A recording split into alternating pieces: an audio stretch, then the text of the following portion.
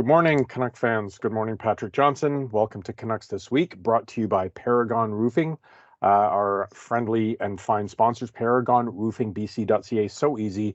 Vancouver's best roofers, trusted, over 20 years experience. Just go on their site. First thing you see is a form to fill out for a free estimate. Absolute. They've got Shingle Guard. They've got everything that you want in roofing. Shingle Master certified roofers, complete roofing consultation. So check out Paragon Roofing, paragonroofingbc.ca. Patrick, fresh off raising another banner to the roof. I'm trying to find a new way to work this in every week. Roberto Luongo, actually, they didn't raise a banner. That's a little bit of It's the under the controversy. roof. Yeah. So you were there Should last be night. better. You saw, something I've asked you about, and I think that, probably at some point in the new year, maybe we can explore a little deeper.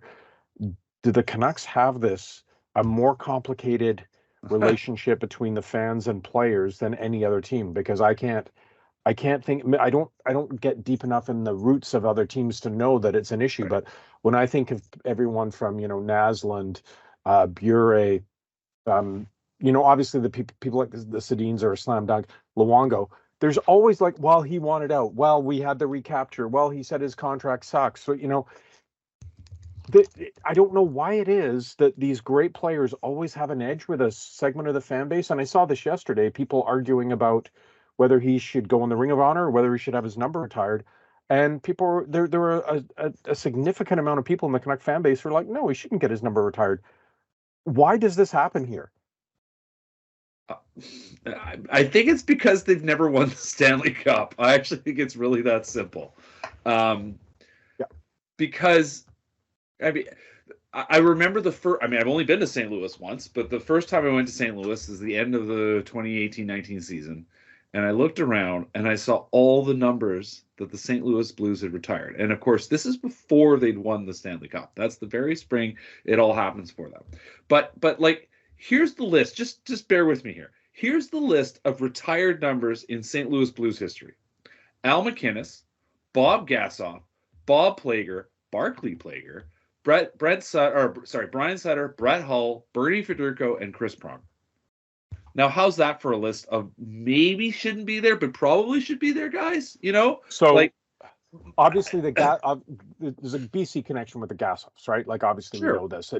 A good player who died, and I think that's part of it. When you look at honored versus retired, we had the Mark Messier debacle with Wayne Mackey's number, which was honored, and they pulled it back out. I think you could make the argument that maybe Linden, although Linden's on the fence, Linden and certainly Smeal, there's a community element to what they meant to the club and the fans rather than what's on the ice. And then you look at teams like Montreal, where Patrick Waugh can have a meltdown, say F you, walk out, go on to glory somewhere else. But you know what? You're right. He won a cup, so he will always be a hero there. Yeah. And I think that is the thing to recognize in all of these, is that there are players who have local interest, right? That are a particular category that have meaning. Now, the Blues, as far as I know, don't have a second category. To me, the flaw in all this is the Canucks creating two different categories. They've basically done what most teams do, which is have the retired numbers, and then they tacked on basically a notion of these are people we care about, like the Toronto Maple Leafs used to do, right? The Leafs never used to retire numbers. They sort of have a honored numbers or whatever they call it, right? I think these are probably the best way to go. And I think to me, like, others have pointed out, like, Luongo is great, the latest example. His picture's up there. The number of retired guys just have. I mean, they are hanging there, and it's different. That's my point is. That's like my cup's bigger than yours. Like in terms of it's like literally it's retiring the number so no one else can ever wear that number again, regardless of how you display it. That is a bigger honor. Like, we all understand that. Yes, I get like tangibly you say, oh, look, there's this bigger display, but to say no one else can never wear that number again. And I look at it like, again, I think Trevor Linden was just, I lived through that whole era where the Canucks were terrible and he was the hope and it's so good in the community and everything else. 30 years from now, is Trevor Linden a guy who's like, no one else deserves to wear number 16? Like, and they did name the gate after him. Yeah. So this is where, like, I find it to be a great debate, but it's also really weird. Yeah. And I think that's where I come back to, and I wrote this morning a little bit about it. Like, when you look back on it, you're like, Roberto Luongo is the greatest goalie in team history. He is not one of.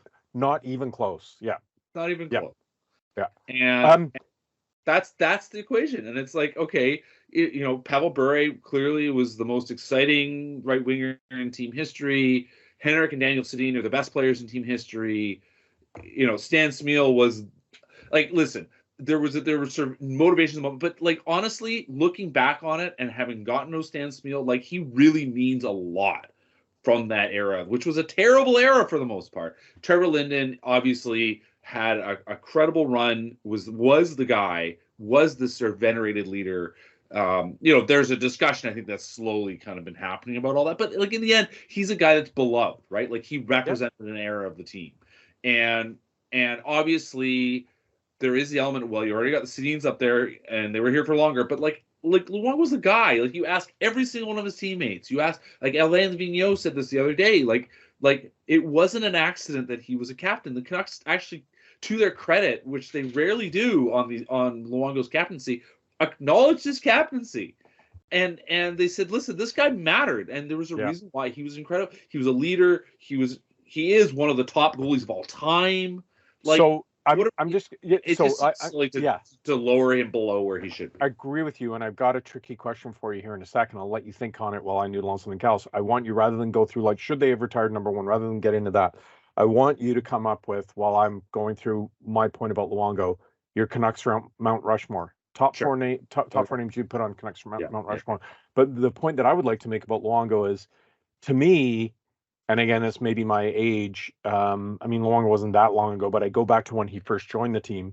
Right. To me, it was a little bit like when Reggie White joined the Green Bay Packers. The Green Bay Packers were a small market team who had been in the wilderness since the 60s. And when NHL or when NFL free agency changed and people could go somewhere, it was like, everyone's going to go to LA, everyone's going to go to New York, everyone's, the big markets are going to capture the guys. And Reggie White went to the only community owned team in the NFL. He was a massive star in Philadelphia, already on track for the Hall of Fame. And he made Green Bay possible for other players to go there, and they did. And then they got the quarterback, and they won a Super Bowl. And ever since, it hasn't been a small market versus big market in the NHL or in the NFL. In the NHL, I remember during that era when the Canucks traded for Luongo, there was tremendous fear here that he would not re-sign. Right. The American and Canadian dollar, there's a huge disparity. We talk still, no Canadian teams have won the Stanley Cup.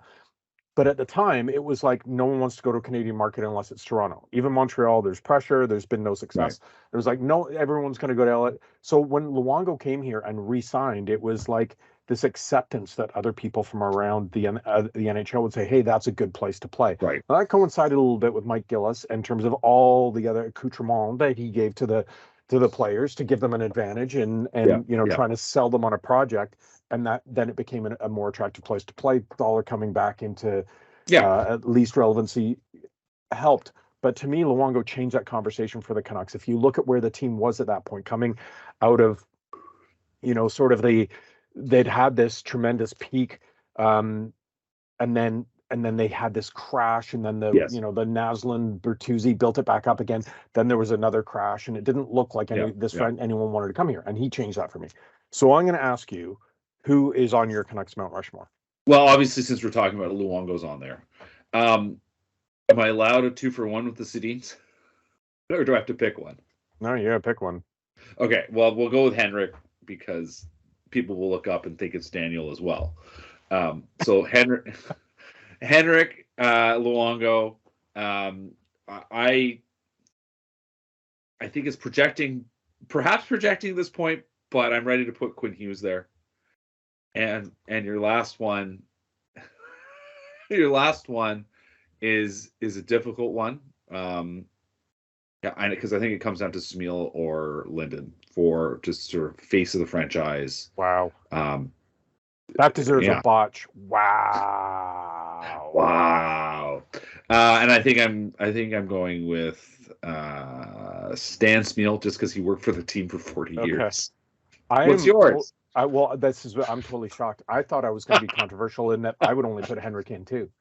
Right. I think the margins are so fine, but the fact he was a captain, Luongo was in it for me as well. So Luongo, Henrik.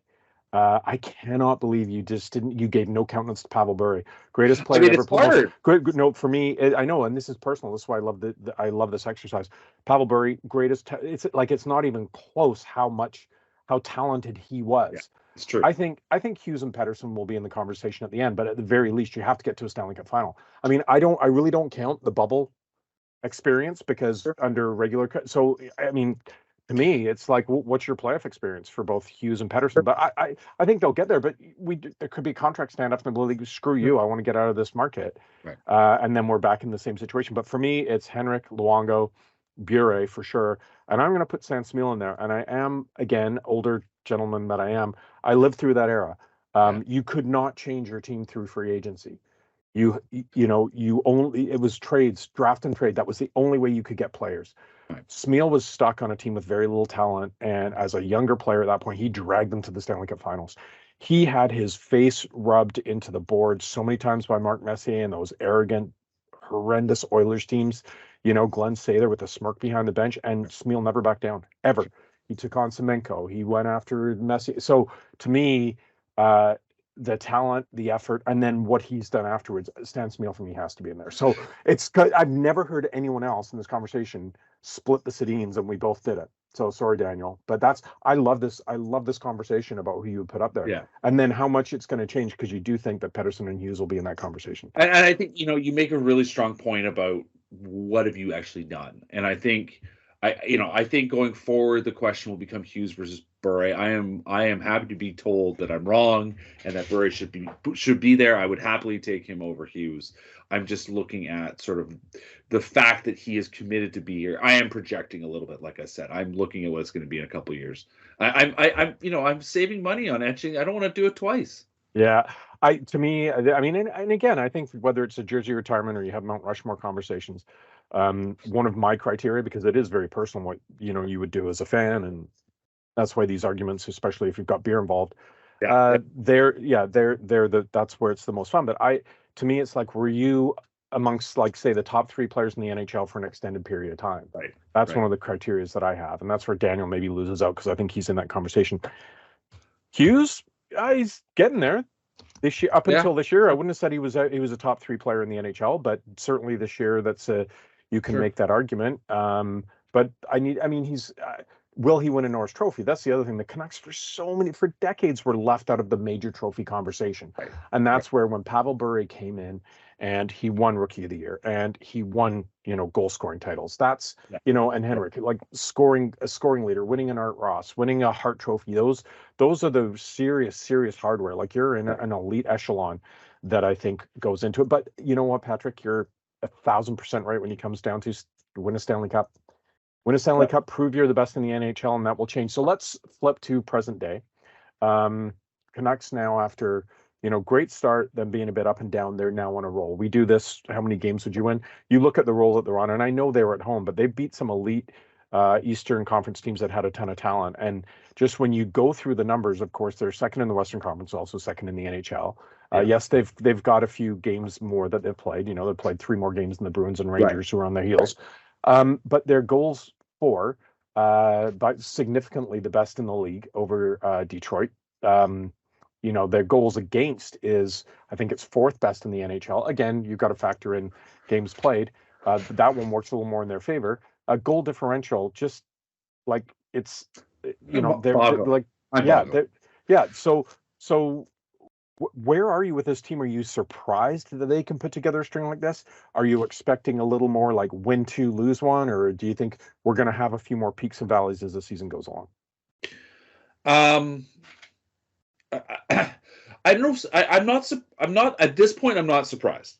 I am impressed, I think, is what I would say, about how this week's gone. They're at the very tail end of what's been a really punishing. I mean, this is true for a lot of teams for sure, but they're at the tail end of a very punishing sort of pace of games every other night. From the beginning of November, they've averaged a game every other night, and that's just a cumulative fatigue thing. And the thing that stands out to me, and yes, a lot of that early schedule was pretty soft. They were playing, they played San Jose 3 times. You know, San Jose come on pretty well, but yeah. But they got at least at the time they were terrible. Two of those games were atrocious. They were you know, they played a disastrous Edmonton while they were a disaster. On and on and on. You know, there's lots of elements in this, but they showed up this week. You know, and they're getting healthy. They've been very diligent and smart, I would say, in how they've handled keeping busy versus just needing to rest. Rick Talk has obviously talked a lot about that. He clearly understands. It's wild. You think back to sort of 10, 15 years ago when Mike, you mentioned Mike Gillis, when Mike Gillis and his crew was sort of saying, we are going to talk about sleep science and we are not going to do things as they've always been, because a lot of what all hockey has done has not been smart in terms of the limited leeway we have in managing our players' recovery. And Rick Talk, it is, I mean, they all talk about it now. Coos wrote a story about Brock Besser and his sleep monitor. You know, like the Canucks have gotten to the end of this, and I think a lot of it is how they manage their way through it, and the instinct to not just practice every day, to take a break, to sit back, to make sure, not necessarily fly every day. Obviously, they're going off on a 4-game road trip here. That is going to be difficult. But the fact that they've won 4 in a row, they've beaten all these really good teams, to me is such an underlining of how far this group has come. I mean, they still think there's a long way to go. And I would point to the fact that obviously that you've already mentioned, you know, the goal scoring. I mean, the goal scoring is insane. It's so crazy how high it is. But they're still going to be very good, even if they aren't going to hit every single shot like they seem to be hitting right now. They're still going to have a good offense, right? The goaltending has been great, and the goaltending is going to continue to be like this. And I think there's every reason to think that in general, the Canucks are going to continue to be a pretty solid defensive team. So there's a lot of good things happening. Are there going to be peaks and valleys? I think less than there have been, to be honest, just with how, you know, once they get to Christmas, they have one game over the next week, basically. They've got a tough road trip, obviously, in January, but they're going to be pretty fresh going out on that road trip. It is going to be a mental challenge, but certainly in the early stages, they aren't going out tired. They're going to be going out feeling pretty good about themselves. Then they'll come home. They'll have a few games. Then they get another break because it's the All-Star game, and so they get rest again. And well, then all even, of a sudden, Patrick, even the Christmas period is way easier than I've seen before. Home games that are like 1 on the 23rd, and then you're off again till the 28th. Like that never happens. And then they're off again until the 2nd. Typically, you play on the 23rd, and then you're in Calgary on the 26th. So exactly. you know, things have actually lined up really well for them. So that's why I think that they've got so many of the basics now lined up. They put themselves in a strong position. Like, they're looking good. Yeah. The question is how much better can they make themselves be? The basics good, but the question that's the thing. And you had a wonderful Q&A with Jim Rutherford. I would urge people to go to theprovince.com and check it out. It was really nice that he spoke to you, said something, and gives you a sense of confidence with how they're going. I'll tell you, this is a bit inside baseball. I was so pissed off when they made this trade for Zadorov, which was an absolutely great home run move for the franchise. They had a game that night, and Patrick Allvin didn't talk. And I'm like, you need to stand on a soapbox and crow a little bit here. Like, you've been hammered for 8-9 years now about how bad things are, and this is where, and I hate this division in social media in the Canucks conversation. You know, the people who are like, just get in and anything can happen. Screw that. This team is showing it's the other way around. They're not. When you look at how this team has finally got to where people wanted to, and it may have happened faster than people saw coming. This isn't a team that's just going to go in and hope for an upset in the first round. This is a team that, on trend, even if they don't make a significant move, is going to have home advantage in the first round, and would not shock you if they won 1, 2, maybe even 3 rounds. Who knows? I'm not saying they're a legit Stanley Cup contender. I think they might be by the time it comes around. But this is a team that has been constructed. Like, from a journalistic point of view, how lucky are we that you can talk about Quinn Hughes? You can talk about Pettersson. You can talk about JT Miller. You can talk about Brock Besser, who is often forgotten in this conversation, that a guy has gone through the absolute dark forest and is ending up again, not taking 1 step, taking 10 steps this year. Thatcher Demko, you talked about it. Then you get into like all these other great stories of the role players who come, the coach. The last 6-7 years, it's been like Pettersson Hughes. Yeah. And now I find there's so many great themes and so many great stories. It's great for us to cover, and it's great for the fans. Yeah, you're exactly right. And it takes pressure off. I mean, there were a number of players we asked for last. I mean, I was surprised. JT Miller has been very willing and able and ready to talk. And I asked him. I thought, to be honest, I hadn't thought he'd had that bad a game. I thought the Canucks on the whole. I mean, obviously they kind of let Florida come at them in the third period in a way that I think Rick Tocchet admitted he wasn't happy with, but overall he couldn't argue with a 4-0 win, and they played pretty well the first two periods. And Florida had come in general have been outscoring their teams in the first period. They've been coming out of the gates flying, and the Canucks didn't give them much. But after the game, JT Miller was not happy with his game, and he jumped on a question. I didn't say when I asked him. I said, "Listen, you didn't have to play a lot tonight. You guys managed your bench really well. Your depth players. Is that surely that's going to help you in the long run?" And he didn't even want to get into that. He just said we were terrible. Like I'm glad the other guys bailed me out. And for a guy that was feeling that down, I thought in hindsight, wow. I mean, to be once again ready and willing to come talk to us about how things are going, like that was credit to him. Yeah. There's a lot of good things going on around this team, and there's a lot of good stories, and there's a lot of positivity. There's that. I think you nailed it. There can be even more positivity than there has been. Like you said, you should be pumping your chest when you make a good trade, and you should be pumping your chest when you're top of the heap in scoring. Like there's a lot of good things happening. You should be pumping. I mean, Thatcher Demko, he came, was, it was funny. He had sort of not really talked on Wednesday, even though we kind of thought, well, this seems like an obvious one. But he ended up talking to us yesterday and revealed us, in the end, Luongo had been a sort of a nemesis for him as a kid, of course, growing up a Kings fan. But he can't ignore the legacy in this market and what he meant. I mean, I talked to Casey Smith a bit about it on Wednesday. Casey grew up he said a Carey Price fan. He said Luongo in many ways was the complete opposite of the goalie he was trying to be. But he just like, man, look at the results of the guy, and just legend, absolute legend. And so the players are, I think, finally getting a taste of the greatness of 10 years ago. Yeah. Of all these pictures, because a lot of the pictures around the building are still, from that era. There's not a lot from the time that's been since then. And so, you go around and you're going to see the greats and who meant this team meant, and what this meant to the players, what players meant, which players mattered in the past. And these guys are going to carve their own thing of that. And I think, there's every reason to think they're going to keep going. And this season is going to be talked about going forward for sure.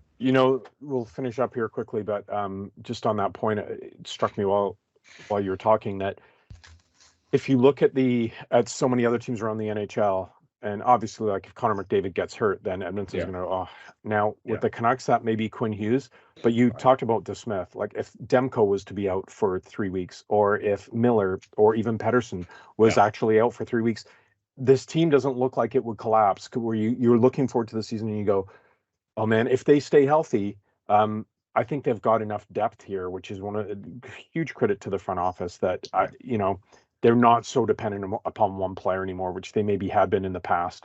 When Pettersson was injured in seasons past, it was like, okay, well, pack it in, right? Let's think for a draft pick.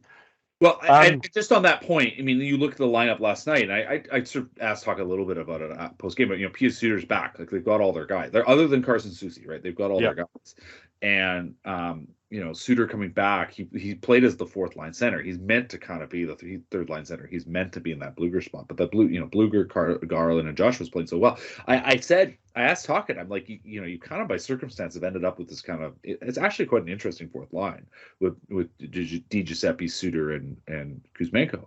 And I said, are you just going to kind of end up rolling with that? And he basically said, I'm not sure. He said, in the end, Suter's going to end up on the top. And so, the role you're asking Bluger to play with Kuzmenko is a bit of a weird one as a result. I think, Kuzmenko, just as a side question, it was good to see him. He took advantage of the moment, which was something Jim Rutherford mentioned to me, that here's a guy who's going to be playing soft defenders. Yeah. He needs to find a way to get results that way. And they did last night. And that speaks to the overall story, which you were mentioning, that, if one guy gets hurt, they do have an ability to absorb stuff. I mean, in goal, I think the environment is easier. Last year, Spencer Martin fell apart because he just didn't have a chance. You know, if they'd had the defensive setup they do this year, I think Spencer Martin would have been perfectly fine last year. Casey Smith is probably a better goalie. I that's probably the case. But you're right. Like if Demko had to deal with some sort of issues out for a couple of weeks, yeah, they've got some wiggle room because they've got Archer Seeloffs too, right? Like they could bring him up in a pinch if they had to, and they're in a good spot. Like there's absolutely no doubt about that overall. And like I said, if they can add something to this team, if they can find another forward, they can find a right shot defenseman. Obviously, they're frustrated they lost out on Ethan Bear. Like this team is getting a lot closer to where I think everybody wants them to get. Okay, 4 games in the next week. Right. Minnesota and Chicago, Nashville and Dallas. Well, I mean, how many are they going to win? Minnesota came in here. The Canucks did such a good job. Now Minnesota's totally reeling. You know, as we speak, I don't think we still know what's going on with Billy Guerin. Obviously, the coach change happened, but there just feels like bigger culture issues. And I just think the way the Canucks are struggling now too. Yeah, and I just think the way the Canucks are playing, like I do think the game on, like I think the Canucks Saturday nonetheless is going to be a difficult one. Like John Hines has got that team playing well. I think you're looking at you know, they should go into Chicago. Chicago is just a disaster. Like they've had a bad road trip. They're coming home. I think the pair of the two, like I do think the Canucks could sweep both games. It's tough because both games are middle of the day. I would say that is the one X factor. I do wonder though if one of those games is just going to be, they're just going to kind of hit the wall a little bit, and it's probably, as weird as it sounds, probably the Chicago game. But I think they're going to go the other way around. I think they'll lose in Minnesota and win in Chicago. Nashville has been playing quietly a lot better than most people realize, I think. And so I think Nashville is a win. And then the last game in Dallas, it's always a tough place to play. I think the Canucks are going to split this road trip. I think they're going to go 2-2. I think they'll lose in Dallas. I think they'll go 2-2. They'll come home. They'll have the game in San Jose before Christmas, and they'll win that one, and they'll be feeling good about Christmas time. I think the only game they lose the rest of the year is to Dallas, but that's just me. But we'll cover that next week. We've got a number of videos coming. So we will do some sort of year end and some look ahead videos for next week. Thank you for listening, everyone. Thank you for watching. Patrick's got some great stuff up there. I mentioned the Rutherford Q&A, his weekly Canucks mailbag. Send him the questions. Subscribe to our Canucks newsletter, Canuck Report. You get everything sent to your inbox. Everyone, so best of the season, everyone. We will be back next week to do a couple of videos. Thanks to Paragon Roofing, paragonroofingbc.ca if you need some help with your roof, and we will talk to you next week.